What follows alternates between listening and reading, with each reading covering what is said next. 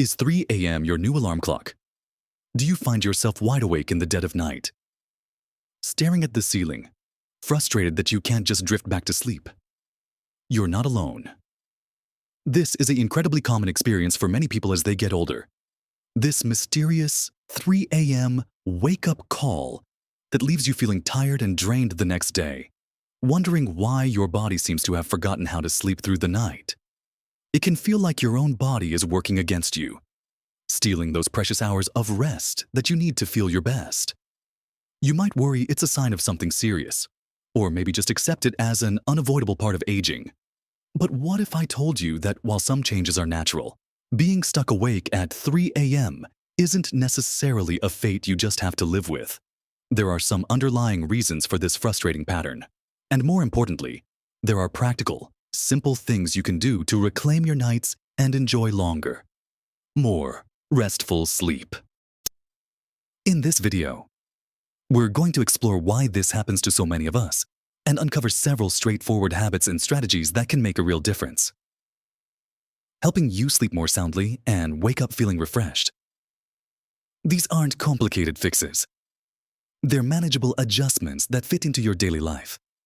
So, stick around and watch to the end for something that will surprise you. Let's start by understanding a little bit about what's happening in your body as you get older that contributes to these early morning awakenings.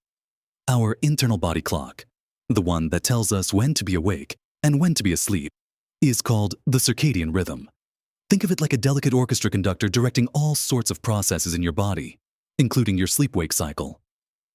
As we age, this conductor doesn't necessarily quit, but the rhythm can become a little less robust, the signals a little less strong. One of the key changes is that the timing of our sleep might shift a bit earlier. You might find yourself getting sleepy earlier in the evening than you used to, say 8 or 9 p.m. instead of 10 or 11 p.m. If you're going to bed earlier, it makes sense that you might also wake up earlier.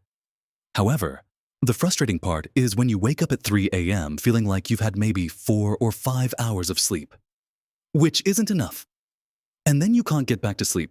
It's not just about going to bed earlier. It's about the sleep architecture itself changing. We tend to spend less time in the deeper stages of sleep and more time in lighter sleep as we age.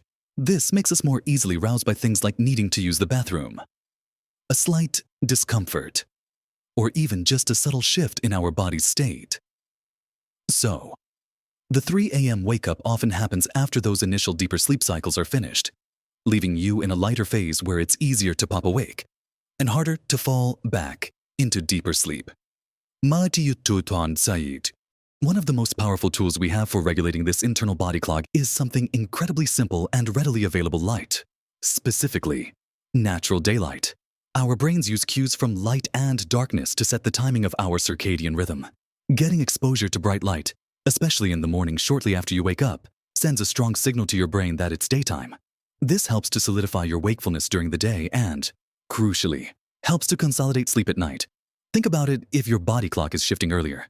Getting that morning light can help nudge it back just a little bit, reinforcing a slightly later wake time naturally.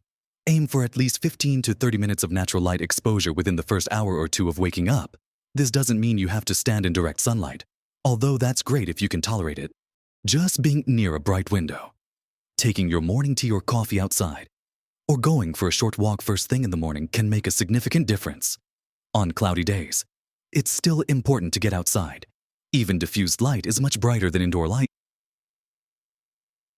If you live somewhere with very dark winters or limited daylight, talking to your doctor about a light therapy lamp designed for circadian rhythm regulation might be an option. Consistency is key here. Making morning light a regular habit helps reinforce that daily signal to your body clock over time. It's a simple action, but its impact on regulating your sleep-wake cycle and potentially pushing back that early morning wake-up time is profound. Another significant factor that often contributes to those 3 a.m. wake-ups is the need to use the bathroom. It's a common and very practical reason for disturbing sleep. As we age, our kidneys may not concentrate urine as efficiently at night, and the bladder capacity might decrease slightly, leading to more frequent urges. Waking up to go to the bathroom is often the trigger that pulls you out of lighter sleep, and then getting back to sleep can be the challenge. While you can't entirely prevent your body from needing to eliminate waste, you can manage your fluid intake, particularly in the evening. To minimize the likelihood of needing to get up multiple times, the general advice is to stay well hydrated throughout the day, but to taper off your fluid intake as the evening progresses. Try to drink the majority of your water and other beverages earlier in the day, in the 2 to 3 hours before your usual bedtime. Be mindful of how much you're drinking. It doesn't mean you have to stop drinking entirely, especially if you need to take medication, but perhaps switch from large glasses of water or herbal tea to just small sips if you're thirsty. Pay particular attention to drinks that can act as diuretics, meaning they make you need to go to the bathroom more often. This includes caffeine, which you should ideally avoid for several hours before bed anyway for its stimulating effects, and alcohol, which can disrupt sleep in multiple ways, including increasing nighttime urination. Even certain herbal teas marketed for relaxation, like some containing dandelion root, can have diuretic properties. It's about finding a balance. You want to stay hydrated, but you don't want your bladder demanding attention right when you should be enjoying a peaceful stretch of sleep. Experiment a little with the timing and amount of your evening fluids to see what works best for you. Everyone is different, and finding that sweet spot can significantly reduce those nighttime interruptions. Beyond managing fluids and leveraging light, the transition from your busy day to a restful night plays a huge role in the quality and continuity of your sleep. This transition is often called a wind-down routine or bedtime ritual, and it's particularly important as we get older and our sleep becomes lighter. Think of it as giving your brain and body a clear signal that it's time to shift gears and prepare for rest. Many of us are used to being active and engaged right up until we flop into bed. We might be watching stimulating television, scrolling on tablets or phones, tackling stressful tasks, or having intense conversations. All of these activities can keep your mind racing and your body in a state of alertness, making it harder to fall asleep and stay asleep through the night. A wind-down routine should ideally start an hour or two before you plan to go to bed. This isn't about adding more tasks to your evening. It's about choosing calming, relaxing activities that help you transition into a state conducive to sleep. What counts as relaxing is personal. It might involve reading a physical book, avoiding backlit screens, listening to gentle music or a podcast, taking a warm bath with Epsom salts, doing some gentle stretching or yoga, practicing mindfulness or meditation, or simply having a quiet conversation with a loved one. Avoid things that are stimulating or stressful during this time. That means stepping away from work emails, news programs that might be upsetting, or anything that gets your adrenaline going. The goal is to lower your heart rate, quiet your mind, and signal to your body that it's safe and time to rest. The consistent repetition of these activities over time creates a powerful association for your brain. When I do these things, it means sleep is coming. This helps to activate your body's relaxation response, making it easier to fall asleep initially and potentially making your sleep more consolidated, which can reduce those 3 a.m. awakenings. Consider the light in your environment too. Dimming the lights in your home in the evening helps support your body's natural production of melatonin, the hormone that promotes sleepiness. Bright, artificial light, especially the blue light emitted from electronic screens, can suppress melatonin production, making it harder to feel sleepy. So, as part of your wind down, dim the lights and put away those glowing devices. If you must use a screen, use night mode settings that filter out blue light, or consider blue light blocking glasses. Creating this calming buffer zone before bed isn't a luxury. It's a necessary strategy for improving sleep quality. Especially as sleep patterns change with age, it requires a conscious effort to build the habit. But the benefits in terms of more restful, uninterrupted sleep can be significant. Now, let's talk about what you put into your body, specifically food and drink, and how that can influence your sleep.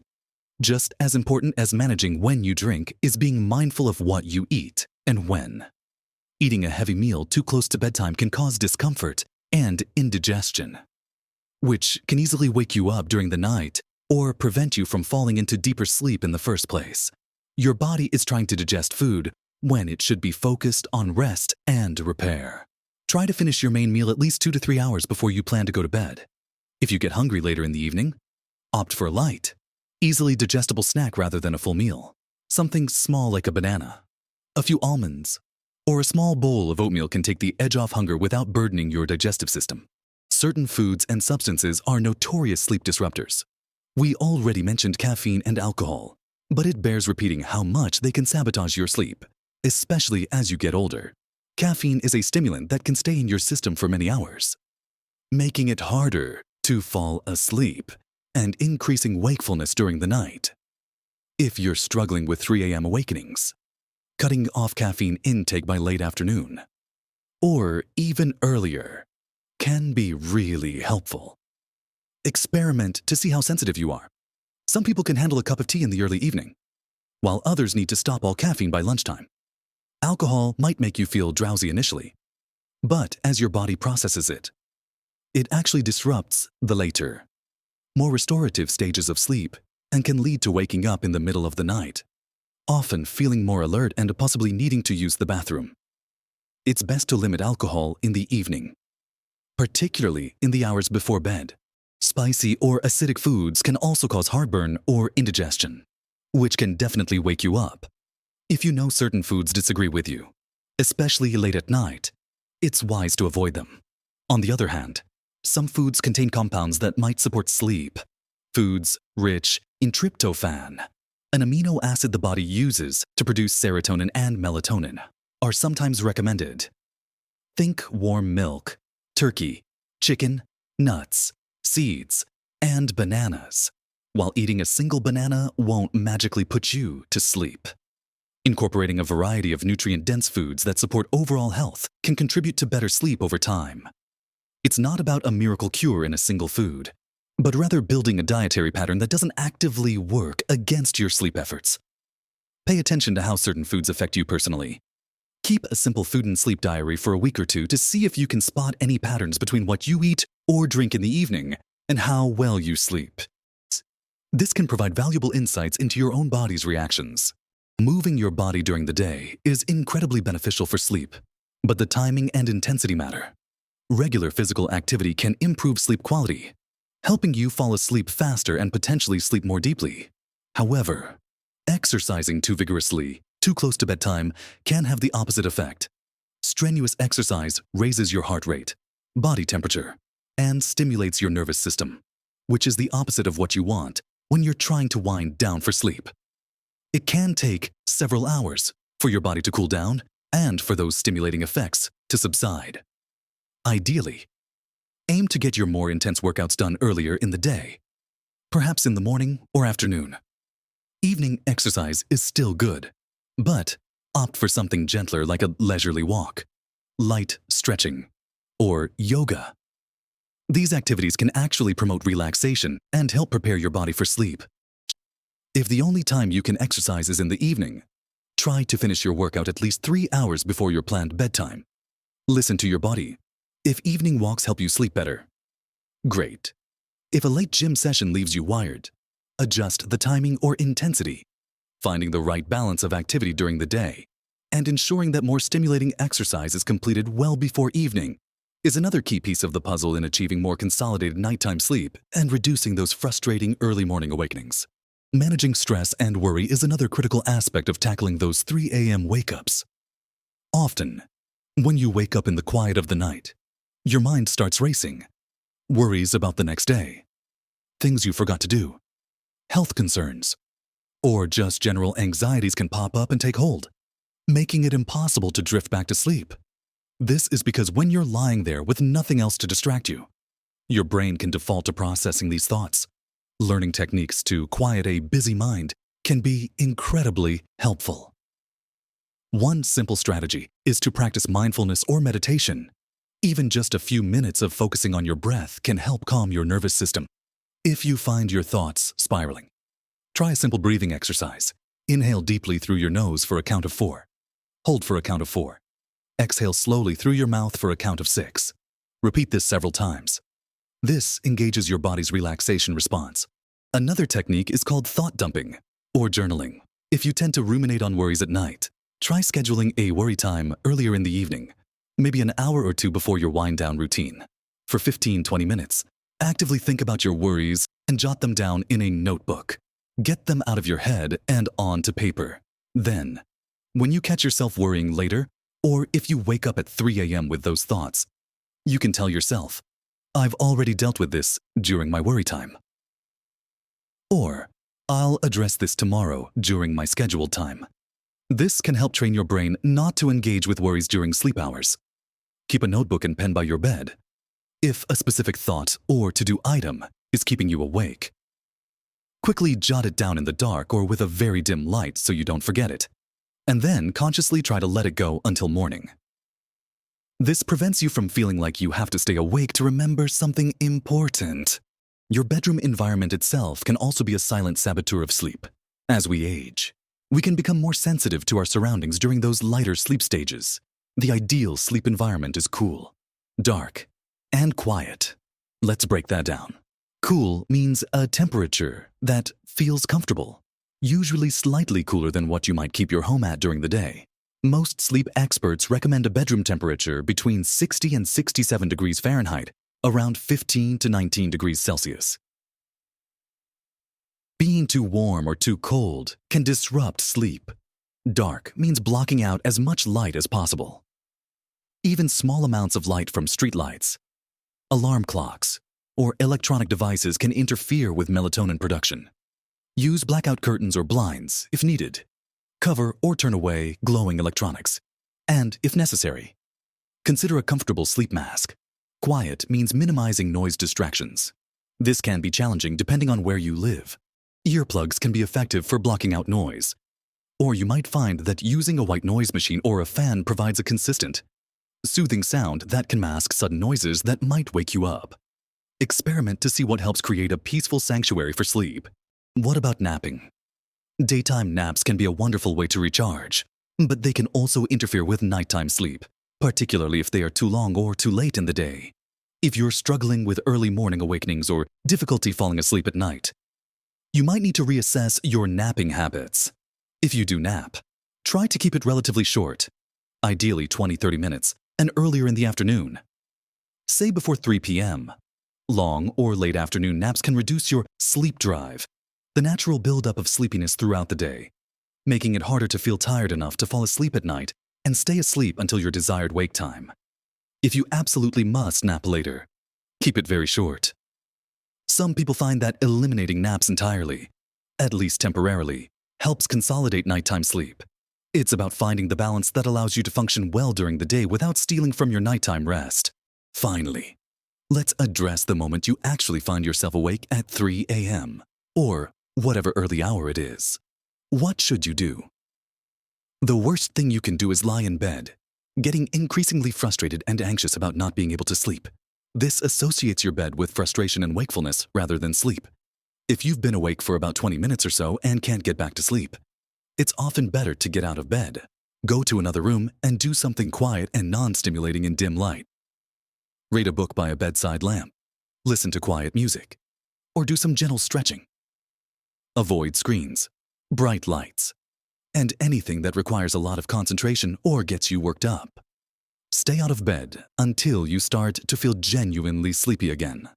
Then return to bed to try and fall back asleep. This helps reinforce the mental connection between your bed and sleepiness. Consistency is also paramount in regulating your sleep-wake cycle. Try to go to bed and wake up around the same time every day, even on weekends. While it might be tempting to sleep in after a bad night, significant variations can further disrupt your body clock. Making the problem worse, a consistent schedule helps strengthen your circadian rhythm over time. So, we've talked about quite a few things today.